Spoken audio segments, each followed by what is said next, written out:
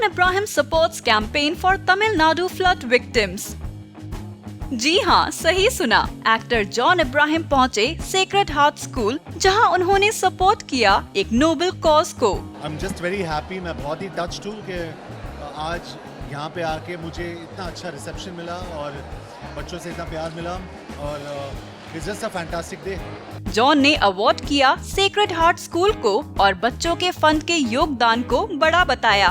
इनके बच्चे अभी अगले साल 400 बच्चे स्कूल से जा रहे घर बनाने के लिए और पैसे देने के लिए। तो मैं मानता हूँ कि अगर पूरा देश, पूरा हिंदुस्तान इन बच्चों की तरह हो, इस स्कूल की तरह हो, सेक्रेड हार्ट स्कूल की तरह, तो काफ़ी कुछ हो सकता है।